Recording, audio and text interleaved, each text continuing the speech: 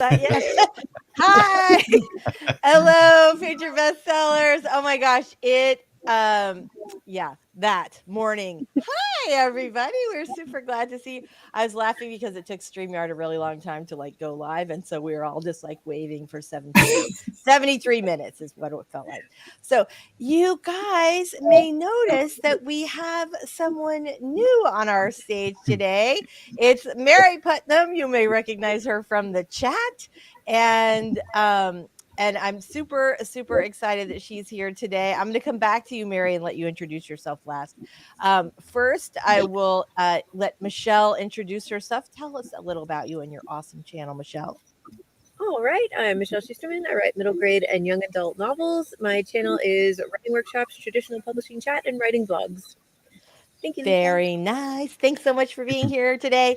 Robert Jones, aka the Story Detective, is here as always. Tell us a little about you and your awesome channel. Well, my channel is The Story Detective, where I put various forms of storytelling under a Sherlockian microscope and break down the craft for the viewer. And I am writing multi-genre stories, which will hopefully be out very soon. Ooh, we're very excited about that. That's fantastic. And our special guest is here today. You guys will surely recognize her from the chat. Mary has a new book coming out. Mary, tell us a little bit about you. Yay! Okay, so the book is Tricked. Tell us a little about you. Good morning. Aloha from Hawaii. I'm going to not talk too long because the neighbors are not awake yet. But this is the house where I grew up, and I'm trying to get it ready to sell. But I'm also celebrating the book birthday thanks to Lisa. I never would have gotten it out the door if it weren't for her. So I'm super grateful to be here and so glad for her coaching and her help and her love and sympathy. Thank you. All right, that's enough. She was going to get this book done with or without me. You have been working on this for like what, 10 years, right? More than that. Yeah. It's been a long time. And in my defense, the story hadn't quite found its happy ending, so it was evolving as we wrote it. Yeah, well, that's a challenge, I think, with writing memoirs. But you wrote it like a story, like it has a beginning, middle, end, like fiction, and it's a really, really compelling story. So before we dig too much into that, hi, I'm Lisa Daly. On my channel, we talk about how to write a book you're super proud of and get it published. And I am the author of nonfiction writing advice and rom-coms. So yay. We have some friends here in the chat. We are going to get ready to do our 5-minute sprint in just a second, but let's say hi to all of our friends. Devin's here. Hello, Devin. We are super, super glad to see you today. Crystal's here. Hi, Crystal. Yes, we are absolutely going to be sprinting today. Daisy's here. I know I feel bad because like we used to have guests on a lot and we sort of pulled back from that and we're not really going back towards it, but occasionally it's nice to have a friend of the show on, and so I'm super excited about that. Daisy's here, so great to see you. Hello, Susan. Oh my gosh, we have such a great crowd today. Lasonda's here. Yay. Last live for me before back to school next week. Oh no, Susan, we're going to miss you so much. Well, that we see you like sneaking it like at your lunch hour, like trying. Sorry, we are definitely going to be sprinting today. Hello, we are super, super happy to see you today. Vixen's here. Oh, we're so glad. I hear a little bit of an echo, so if you've got us open, if anybody's got like the live stream itself open rather than just StreamYard, let's close that, please. Lainey's here. Hello. Good morning. Avi's here. Thank you. Welcome back, Sir Sherlock Fancy Pants. We did all miss Robert very much last week. But Georgie's home, right? Yes, she is. Yay. I bet you look at that big smile on Robert's face. Yay. We're so glad about that. Love y'all's energy today. Thank you so much. I'm feeling good. Cool Gamers here. So nice to see you. Too early for lunch, 9 a.m. in Chicago or in Colorado. I get that. All right. So let's go ahead and get started with our first 5-minute sprint. You can get your document open depending on what you're going to be working on today, your drink. I have a little cachava today. That's my breakfast, and we are gonna get rolling. So let's go ahead and get that first 5-minute sprint up on the screen. There we go. All right, here we go, and we're gonna get start like a claim offer. What the heck? We're gonna get started. Here we go in 3, 2, 1, sprint.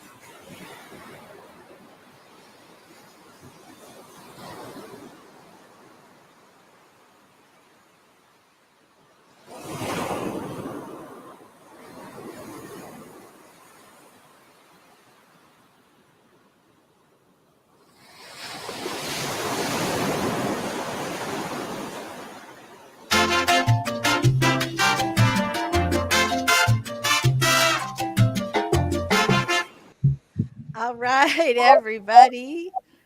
Oh, somebody still got us open. So I am so glad. How did you guys do on that first 5-minute sprint? Very good. I got my document. That's fantastic. That's really great. Love that. Love that. Love that. I found some baking coffee in my dad's house. Well, that's always good. We all need like a little caffeine to get started.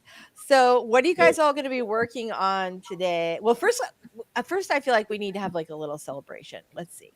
So let me just share that. Well, I mean, it's kind of a big deal, right? Mary's one of us. She's in the comments every week. Let's see. I'm going to pull this book up. Hold on. Dun, da, da. Ta-da! Look at that. Tricked my life as a child sex trafficking survivor. Now, to be clear, this is not your life story, correct, Mary? Yeah, I was just ghostwriting and dropping things on the floor. Here, yeah, sorry about that. Yes, I met her when she was 50 years old and still turning tricks on the streets of Waikiki. So fascinating woman. And that was not a story that editors were that excited about. So once she got out of it and there was more of a story arc and a happy ending, if you will, then that was a better story. So it did take a little, and I like to think that I might have helped her a little bit in the getting out of the life part, and at least helping her think that she could, and there would be something else beyond that. So it's been a whole thing. Yeah. Oh, I love it. It's really quite an inspiring story. I was, it was really, startling and shocking as you would expect it to be, given the given the subject matter, but it's really powerful. It's a really powerful story of somebody who had a lot of stuff stacked against her, who ended up not just sort of finding a happy ending for herself, but like really making a real impact on the world. So I think you should be really proud, because I know you've worked on this for a really long time. And also, I know you've earned it, because I was right there watching it all.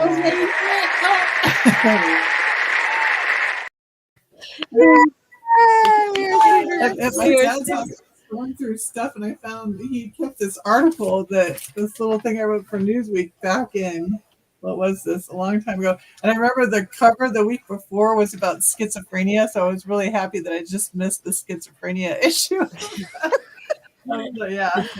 Oh my God, that's awesome. I thought those kids had kept all this. I mean, this is good. I'm never going to finish going through his house, right? If I go, oh, I remember this. I gotta.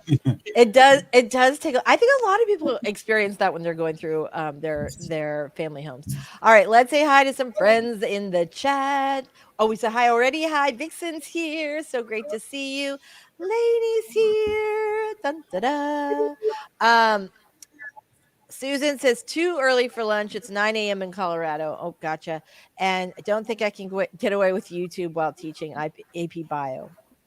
Susan, I think you're right. You're gonna have to keep both eyeballs on your students. So Avi says, congratulations on publishing your book and guest starring on Lisa's live stream. You're living the dream. You've arrived. Winter's here. Yay. All right. I'm super excited. Well, like anytime one of our own publishes a book, I think that is it's awesome. It's exciting. And it is definitely a cause for celebration, especially because this has been like a really long slog. So before we go into our 20-minute sprint, do tell everybody, what will you be working on today? I'm going to start with you, Mary, since you're our guest. What are you going to be working on today? Well, I've been taking notes on this whole, I'm thinking of calling it raising parents, or maybe delivering dad, and Lisa just went through something similar. So you got to find the humor in it. And that's what I'm doing. Trying really hard for humor. I love that, though, because there are so many people who are going through that right now. Their parents are, elderly boomers, and they are, requiring memory care and big life changes. And yeah, I think there are a lot of people who are going through that. Love it. All right. So that's awesome. I love that you have jumped right into the next book, because a lot of times what happens is you go, oh, thank God that's over. And then you have like, a month or what, and it's hard to get back into it. So it's good that you're jumping right back into the next book. And it's a different kind of book. So I feel like it's still going to be kind of a palate cleanser for you. Robert, what are you going to be working on today? I think I'm going to be working on my craft book today. I got some notes to copy and paste in there and then move on from there. Excellent. Avi, what are you working on today? She's working on a short story, number 6 for Michelle's Substack. It's about a girl obsessed with video games who gets stuck in a game of her own. Dun, dun, Nice. dun. Her story's been so fun so far. Oh, I love that. I love that. Michelle, what are you going to be working on today? Ghostwriting. Doing a couple. So yeah. Very nice. I am working on a client edit today. So that's really fun. I'm so the book is terrific. She has a really great sense of story. However, she does not have a great sense of tense.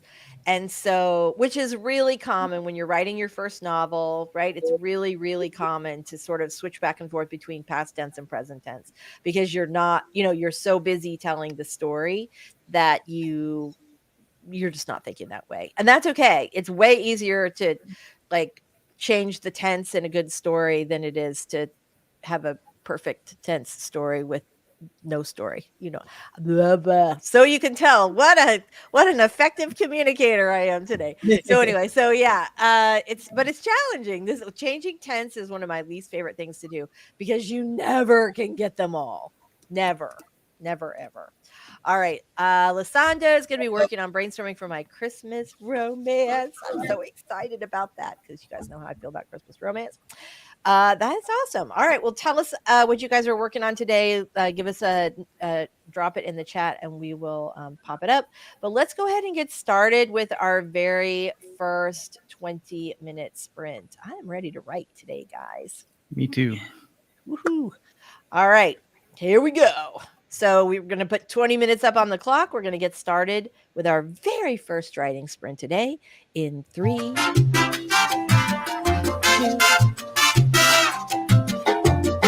1. Let's sprint.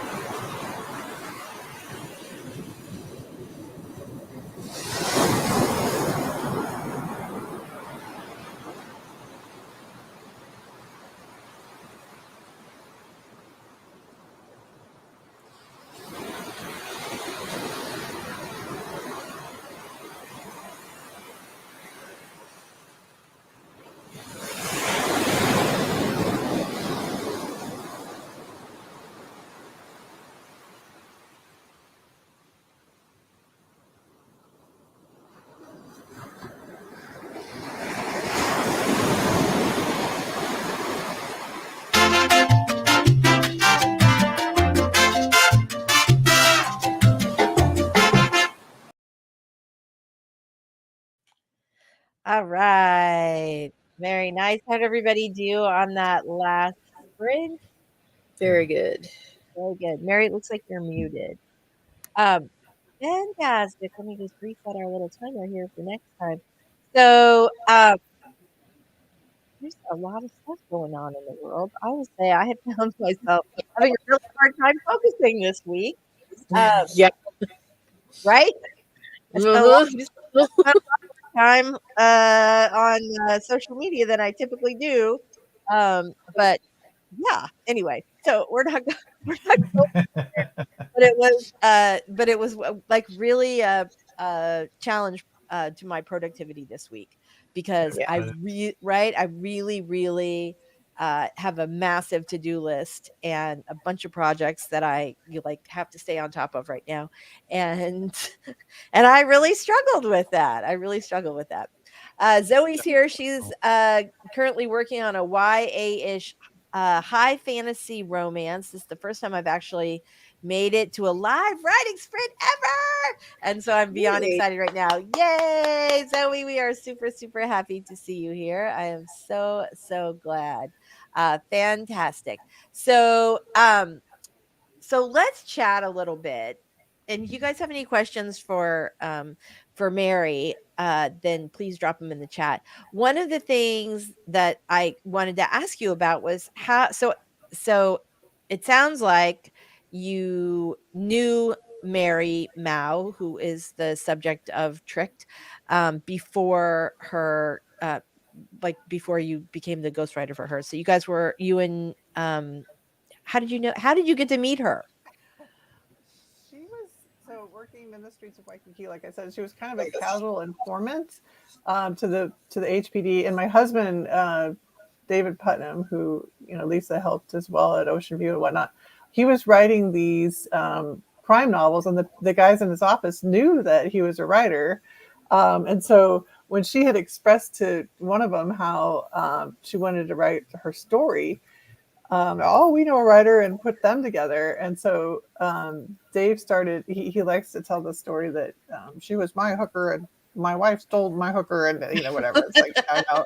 And that's not my how wife we stole my her. hooker. My Love wife that. stole my hooker. If he'd written the story, he might have had a different title. But anyway, so I tagged along because I'm like, this is fascinating. And she felt a little more comfortable with me, which was partly because I just let her talk. I wasn't a journalist. I just was maybe a good listener. As I say, you're just a good human. and I didn't try to keep her focused, like, because she admits that she has ADD, and Dave was trying to, maybe interview her, and no surprise, she doesn't always get along, feel comfortable with men, and he's a big guy, so that's how I ended up talking to her, and luckily I had a lot of helpers along the way, including this one woman who had been an actual journalist that kind of clued me in on some questions to ask, and like boundaries, because I tend to take people home, and we switched from humans to dogs lately, but like to make sure that the boundaries are healthy with this whole exercise. But yeah, it's been a process. And like I said, we would go to these conferences and I would talk about her story, grandma still turning tricks at 50. And, editors were kind of going, that's not a happy story. So it took a while before there was a better conclusion to and so many stories are not so great, but she's still got this hope and a sense of humor, and she's just fun to talk to. You'd think she'd be bitter and angry, but that's not who she is. So. Yeah, she really isn't. She has like this like big energy, and there is like a kindness to her that I think really comes across. I mean, I've met her in person obviously a couple times, but also comes across in the book.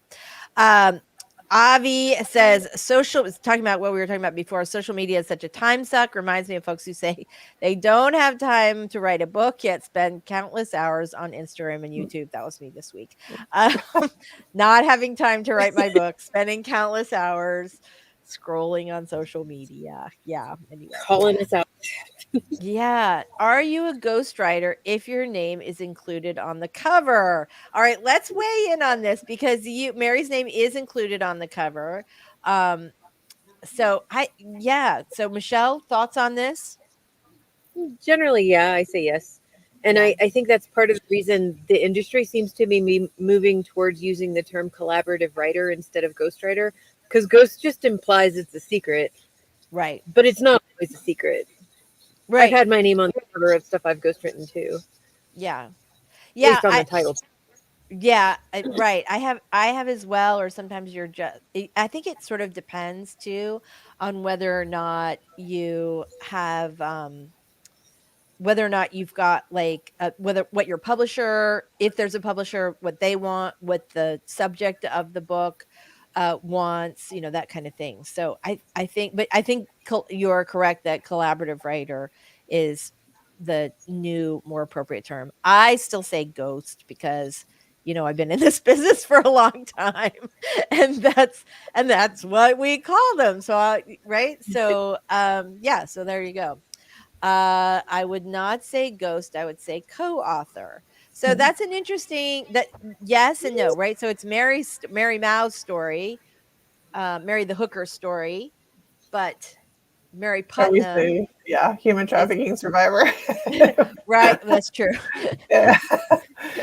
I'm Just sorry. to I'm be, using yes. We should say that, and I'm saying short. I'm saying well again because we were right. We like yeah, yeah. I we know what you talked mean. in shorthand because we For worked on sure. this Right, together. right. You did all the writing, obviously, but yes, human trafficking survivor. I should not be so. That's a mouthful. That's a mouthful. Yes. It is. It is. Survivor friend. How's that? Yeah. So it's one of those things where yeah, where you like, I think co-author is another way. Although she didn't really do any author, so I think I would still call her. I'd still call you a collaborative writer because you really had to pull that story out of her. You know, Well, she and I had a left lot it of. up to her. You know, she's the owner of the book. I said, because I wanted to have my name on it. And a lot, like we were chatting last time about how some of the big authors now, they'll put the other person, like if the big author's not even alive anymore, they'll put the other author's name. And like my friend who writes for Ludlam, they list all of his books on the inside. So, I mean, whoever's book it is gets to choose, right? If they want to Mm-hmm, share. So, share that exactly. information. Story Detector says I'm shutting down. You are so smart. I'm shutting down my social media for the month of August due to the insanity. If anyone needs an editor or advice on such things, my DMs are open. Otherwise, I just need to lower my head and get to work. Sex worker, another way to say that. I know I should know better. Yeah. I'm a good feminist. Sex worker. I should not have said Mhm. that word. Anyway, ghostwriters are like ghosts, have varying degrees of visibility. Some you know their names like Casper, and some you don't. Avi, that is a really great way to say that. I like collaborative author. I love that too. All right. So let's go ahead and do our second sprint of the day. Dun, da, da. Super excited about that. Here we go. All right, everybody. Excuse me. Every time I say those words together, all right, everybody, I think it's parachute time. That's literally the next thing that comes into my sentence because when my kids were little, I took them to Gymboree, and there's a song they sing that says, "Everybody, all right, everybody, it's parachute time." And so anytime I say those words, "All right, everybody," together, the next thing in my brain is it's parachute time. So here we go. Strap in. We're jumping out of the plane. Getting started writing in 3, 2, 1. Let's sprint.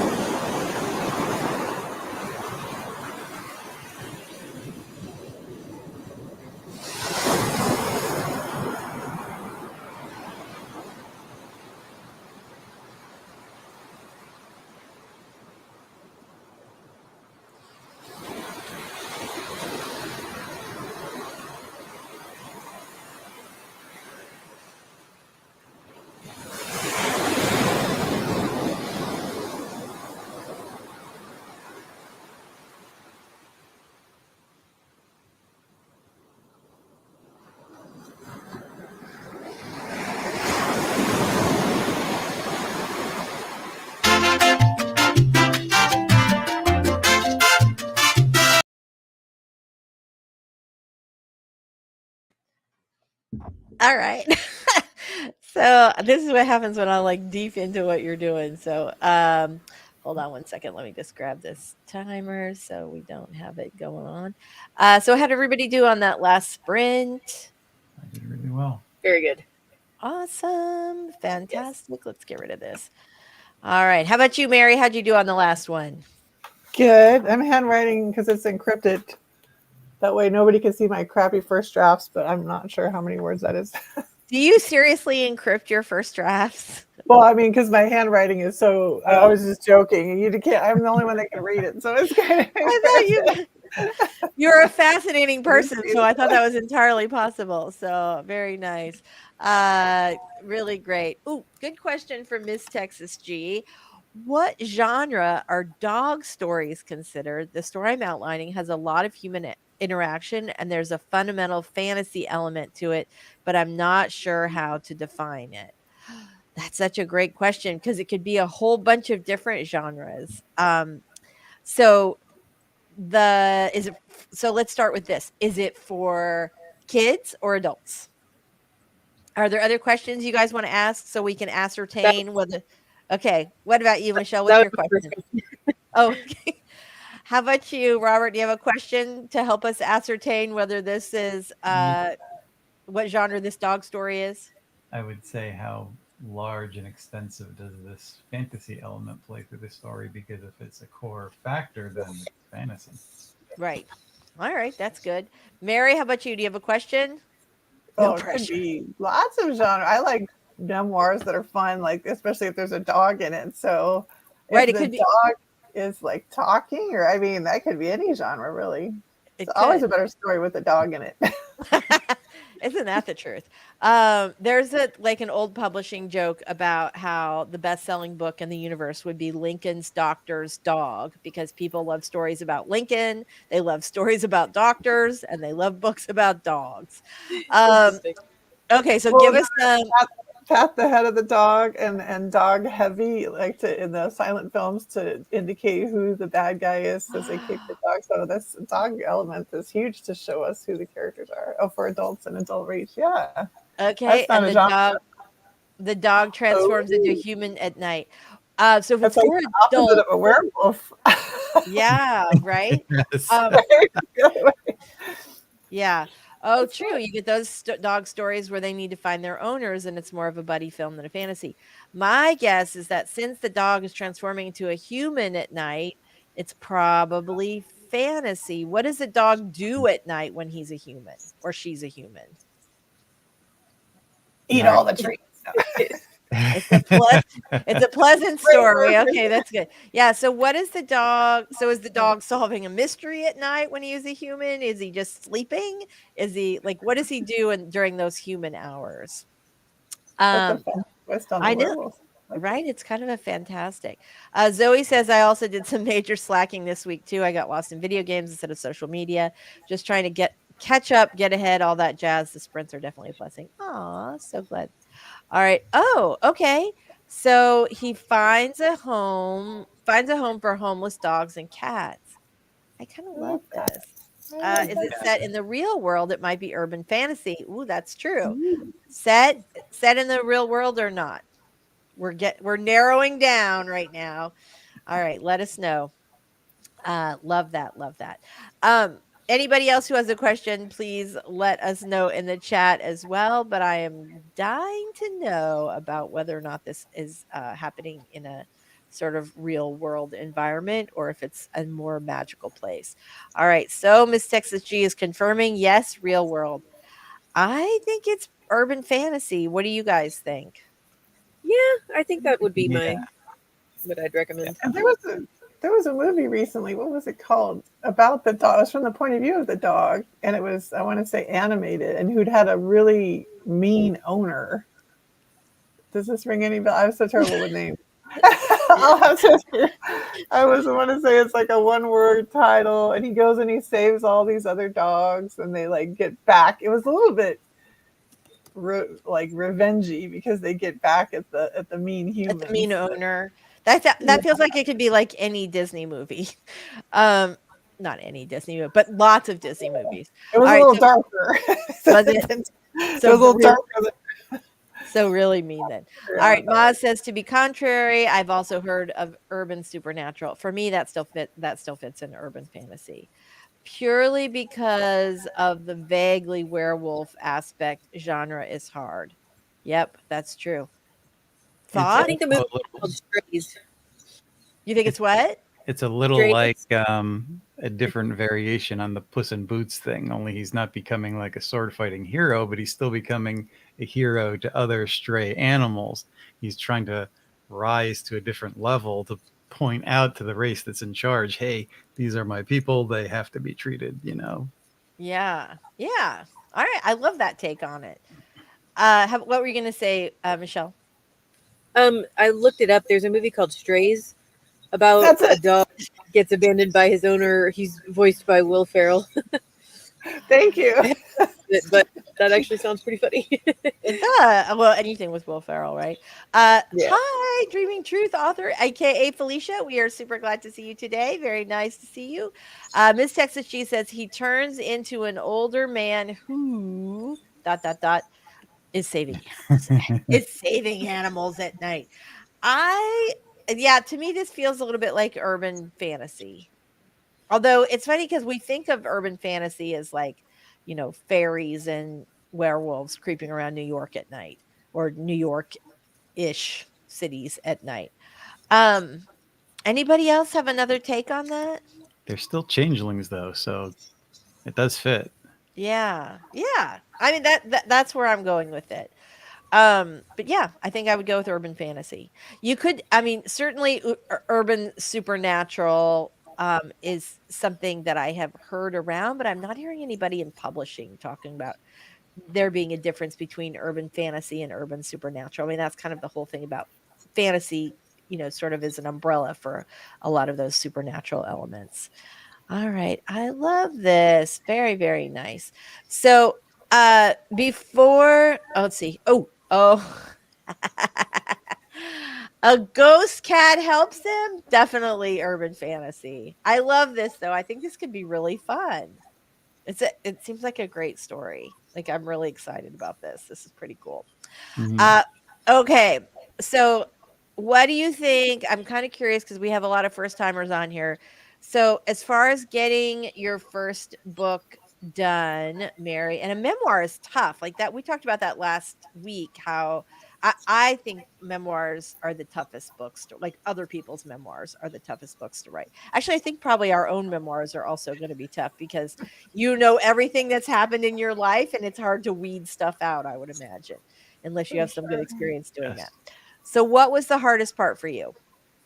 Well, actually, it wasn't my first. I wrote a mystery. I guess it was actually a serial killer. I killed more people than Dave did, but we don't talk about that. And that's actually a question. And part of why I know you hated what I chose for my name, because I was born Mary St. John. I did a TEDx talk with Mary St. John Putnam, which is why I went with that mouthful, because I had like the most traction with that on the internet or whatever. But yeah, under Mary Putnam, I did it was strictly speaking traditional publishing, but with a really crappy publisher. It's been a long thing, but as far as the ghostwriting, or what was the collaborative? Collaborative writing. It was not my first attempt. My first attempt where I had to like bail, and it felt so bad because it was like a breakup, because we'd already spent hours and hours and had a draft, and it just wasn't gelling, and he wanted to make it very didactic, I guess is the word, like just bullet points. I'm like, no, there needs to be a story. And I was going crazy, and I said never again. And then the next time I did it. So the hardest part, there were so many hard parts getting to the end. Well, you've been there for the struggle, finding the through line, and because it's huge, there's so much stuff, and typically memoir is like one little piece, right? But we were trying to include more, and so I was sort of like trying to transition from one poignant moment to a next, where sometimes it would jump across many, and you have to leave stuff out. So choosing what to keep and what to leave out. It's like what to keep around here, and I'm getting distracted by, look, a gecko egg. How cute is that? You gotta focus. That's my biggest challenge. Clearly, you can tell. Focusing, focusing. All right. Well, speaking of focus, that's good though. That's really important, and it's really hard for a lot of people to do that. But transition here. Speaking of focus, let's do a writing sprint. All right, Yay. we are going to do 20 minutes on the clock. We're going to make this one count, you guys. I want to try and get 2 more in before the end of the day today. So, 20 minutes. Here we go. Make this one count. Starting in 3,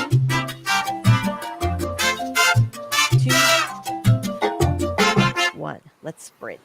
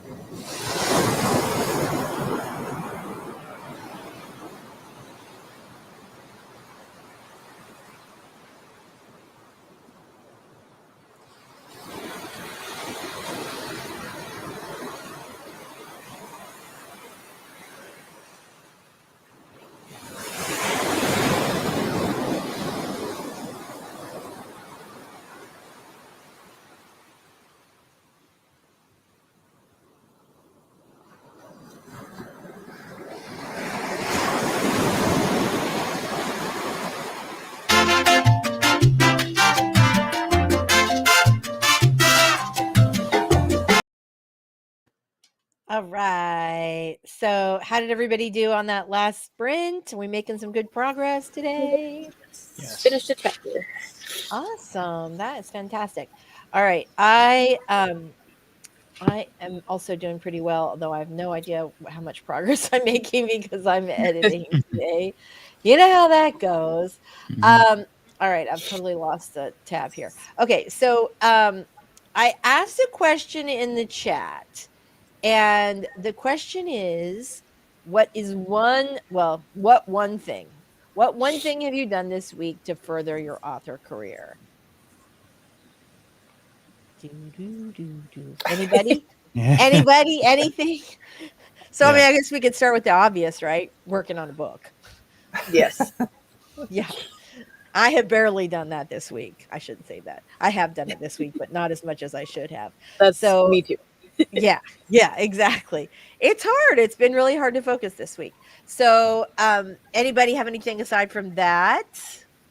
Mary's got a good answer. What'd you do this week to further your author career, Mary? Well, but I just barely posted it on social media, and I was just texting with her. She didn't realize it was going to be on Barnes and Noble as well. And then I found the book. Thank you, Lisa, for showing me how to get the distribution. And then she was excited that it was on Walmart.com too. So she didn't know that was going to happen. Well, So I for thought. oh, go ahead. Oh, I was going to say, I started telling her, yeah, getting it in the actual physical store is another story. And we'll chat about that later because there is a Barnes & Noble store near her in Buffalo, and how, you have to tell them that it's fully refundable. And, I always bring cookies and talk nice to the booksellers. But that's a whole other conversation, the marketing. You are famous for Mary is known up and down the California coast at Barnes and Nobles for her cookies and little trinkets. She'd make these little so Oh, this is how we met. This is how we met when I first started as director of publicity at Ocean View. Mary's husband Dave, who writes the Bruno Johnson crime series, he had a new book coming out, and Mary made these little bracelets, which I still have, made these little bracelets, and all the charms were like little tiny David Putnam books.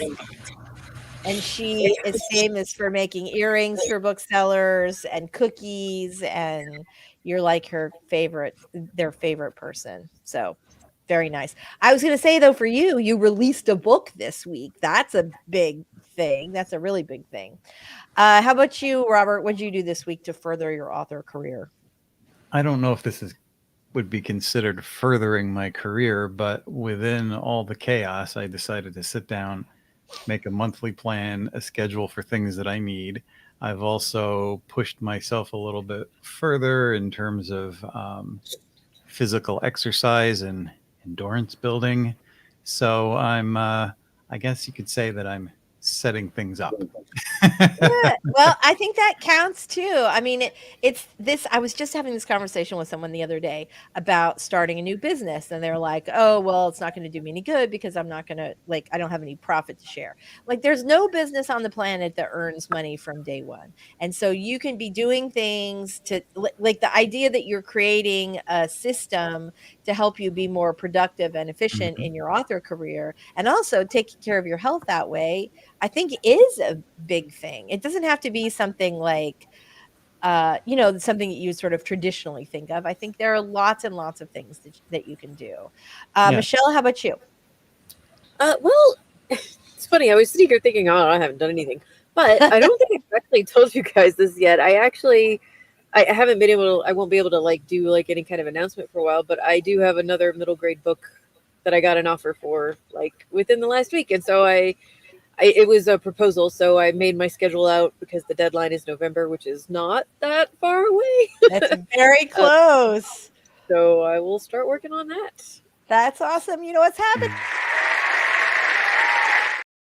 Thank you. We're so proud of you. That is super, super awesome. That's absolutely fantastic. I think we talked about this last week. I too have set up a new scheduling system. For years, I have used a to-do list, and just over time have realized that makes me feel terrible. because it never ends. I have this running to-do list, and like I'm always adding new stuff on the bottom, and you never like feel that sense of accomplishment. And I have tried to make shorter to-do lists, and now I have moved to something where I am just scheduling all the stuff that I need to do, like on Mhm. the actual schedule. I get little reminders and I get timers when things are like, okay, you're done with this. It's time to move on to this thing. And I will say that despite the fact that I have been completely distracted this week, I have gotten quite a lot more than I would on a Mhm. normal week of being sucked into social media. So that would be the thing. And also so one of the things that I talk about a lot on here is that I think it's a really good idea to go to conferences, to writing conferences or reader conferences or both. And the reason for that is that you meet some really fantastic people. And one of the conferences that I love that I went to previously was RAM, which is the Romance Author Mastermind Conference, which is run by Sky Warren, and it's a fantastic conference. And I met a group there, and there's like a whole big active Facebook group there. And then there are these smaller Facebook groups, and one of them is the RAM Romcom group. And it's a group of romance authors, and we meet every Friday, and not everybody's there every week. Sometimes life happens, but we meet every Friday, and we have collaborated on a number of things. We collaborated on that large print Kickstarter that we all did. We've collaborated on a number of other things, and we help each other in a lot of different ways. And I love that community. But one of the things that's really cool is that we're all indie published authors. And some of us are hybrid, but almost all of us have at least one, or one or two indie titles, and most of us are indie authors. And and so one of us was talking with Julie at Barnes and Noble about running a promotion. And so starting tomorrow on Barnes and Noble, a whole bunch of our books are going to be buy one, get one 50% off. We're doing a live stream with Barnes and Noble, which is going to be really cool. I know, which is like, ah! But all of that came from going to this conference, meeting these awesome people, and working together to help boost each other's careers and share information. And I think that is so incredibly valuable. And it's really easy to be isolated as an author. And I think it can just make such a huge difference. So that is Yeah, my thing I this was week. talking to Georgie about that during my planning session and saying there's so many people out there, people that I know that, are having trouble finding work in the industry, and a lot of skilled professionals and some up and coming people that are just in need of getting together and finding that common denominator. And Yeah. a lot of them aren't doing it. Yeah. Well, and I will say, so Lainey says it's been 3 years, which seems like in some ways it seems like it's not been that long. In other ways, it seems like it's been forever. This is how I met Lainey, who I love. I think she's absolutely amazing.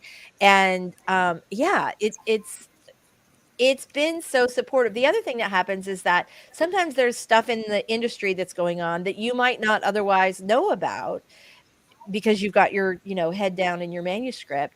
And also, like, there's some people in that group who are like insanely good marketers. I have learned so much from these other authors. So, love, love, love. Aw, aw, thank you. Okay.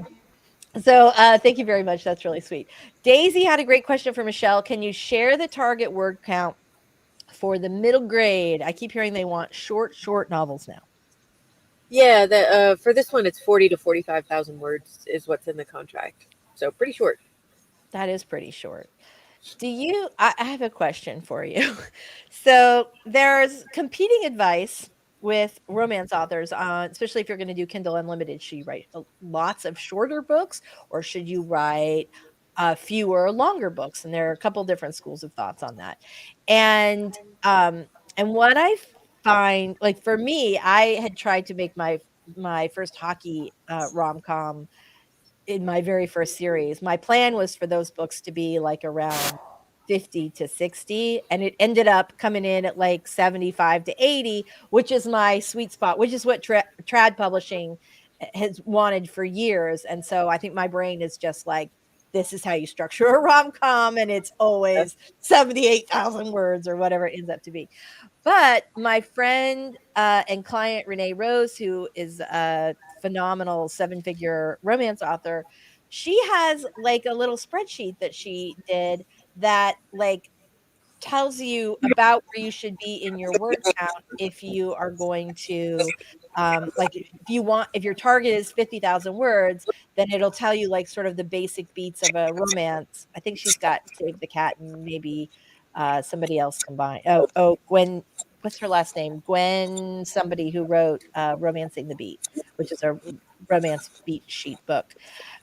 She's got that combined, and I thought that was really genius. Like, she'll go, okay, by 12,000 words, you should hit this point. I feel like those things are helpful. I don't know if it will work for me. I haven't tried to write a book that way yet, but because, like I said, I plotted it out, and it was 78,000 words. So, all right, we have. Oh my God, I was really hoping for one more sprint, but we only have 10 minutes left. Yeah. I know, it's terrible. It's terrible. So if anybody has, oh, sorry, go ahead, Robert. What were you going to say? I said it went fast. It did. It went really fast today. Really, really fast today. So anybody else in the chat? I feel like Susan this week subbed a short story, subbed for IP consideration, and read a craft book. Those are all awesome, awesome ways to. We're so excited. So what about the rest of you? Let us know, what have you done this week to further your author career? I'm dying to know. Or if you have a question for our last 9 minutes, that would be great. Or we can still wrap up. I don't know if it's remote or if everybody's like, nope, sorry, we're done. Okay. All right. Very nice. Okay. Let me grab, we have one more question today that I got from the chat, and that was how do you keep yourself? I should have written it down. The question is, how do you keep yourself going in the middle? I didn't quite hear that. Sorry, how do you keep yourself going in the middle of the book? And I think it is. So there's a question. Hold on, I'm going to pull that up.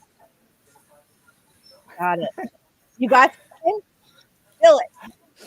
Well, one thing that I did is there was a very emotional scene, like my favorite scene where I knew I was trying to get to. Mm-hmm. So I wrote that out of order, almost as like a beacon. Okay, here's where I'm going to sort of get myself going again. And then everything had to fit to get me there. So it kind of helped pull me. That is really, really great advice. I will say I did something similar when I was working on the Audrey Hepburn book that I ghost wrote. There's a scene where where the protagonist of the story puts on the famous Audrey Hepburn Breakfast at Tiffany's little black dress. And I just kept, as I was writing, I just kept thinking, I just want to get to that scene. I just want to get to that scene. And so I thought two things. One, I'm going to write that scene and I'm going to write it I'm going to write it first because that's the one that's so exciting. And then I thought, why am I going to go through all this stuff? Why not start the book with that scene? Ooh. And that ended up being the thing that like opened up everything else. Cause I just kept wanting to get there. And I thought the readers are going to want to get there too. So make that sort of it was almost like a prologue, and then you figure out how she got there. And I feel like that was like the right way to do that. Very nice. Thanks very much. So, look at this. Yay! That is so awesome. All right, let me just say this. You are going to get the big clap too. What? That's awesome. Congratulations. We are super excited of you. That is super, super amazing. Hey dolls, super glad to see you. We're glad you made it in the last few minutes. So, okay. So how do you keep yourself going in the middle of the book? That was our last question we were going to try and answer. That is, I think, writing the scene that you're excited to write and then letting yourself sort of catch up to that is a really, really effective way. Michelle, I know you kind of gamify a lot of your writing work. Mhm. What advice do you have for the middle? I always, what you described, I think of them as candy bar scenes, like the sweet Yes. stuff that you want to get to. And I feel like another way to think about that, if your candy bar scene is like several scenes ahead and you're not enjoying your scene, what can you do to make this scene a candy bar scene to get you excited? Because maybe you need to insert something in the scene that's in the middle of the book that will make you like renew your excitement for it. Yeah. Yeah. Well, and another thing is if I feel like I can't make a non-candy, let's call it a broccoli scene. If I can't make the broccoli scene into a candy bar scene, Right. a lot of times what I will try to do is like shorten the broccoli scenes, because you want it, obviously you want to get that information across to the reader, but you also want to keep them with you. So if you have broccoli scenes, try to, condense them as much as you can so you can get back to the candy bar. If you can't find a way to infuse candy bars or ice cream into your broccoli scenes. I'm getting That's hungry. I know, right? Thank goodness it's almost lunchtime. Peregrine says, thanks, guys. We are super proud of you. That is awesome. We want to hear every little detail when you come back. All right. Speaking of every little detail, it is time for us to get wrapped up. So we are going to say our goodbyes. I'm going to start with you, Robert. Tell us a little about you and your awesome channel before we go. Well, my awesome channel is The Story Detective, where I put various forms of storytelling under a Sherlockian microscope and break down the craft for you, the viewer, in hopes of making your journey easier. Thank you very much for being here as always. Michelle, tell us a little about you and your awesome channel. Right, I'm Michelle Schusterman. I write middle grade and young adult novels. My channel is writing workshops, writing blogs, and traditional publishing chats. Thank you, Lisa. Very nice. Thank you so much for being here as always. Mary, thank you so much for being here. We are super proud of you. And Tricked, which is out today. Actually, it was out yesterday. That's awesome. Congratulations. Thank you. Where Thank can you for having me. You're so welcome. I dropped a link in the chat earlier, and I will definitely drop one in the description after the stream. Susan makes an excellent point. If you're bored writing it, the reader will probably be bored reading it. Yes. So that is an important thing to remember, which is why it's good to, I mean, sometimes you got to you do have to have those broccoli scenes, but you don't need to make them long. Very nice. Very nice. All right, you guys. Thank you. Oh, look at this. Miss Texas G says, because of your advice, Michelle, I'm starting a Substack. Yay! That is a great way to advance your author career. Super, super nice. We are really proud of you guys.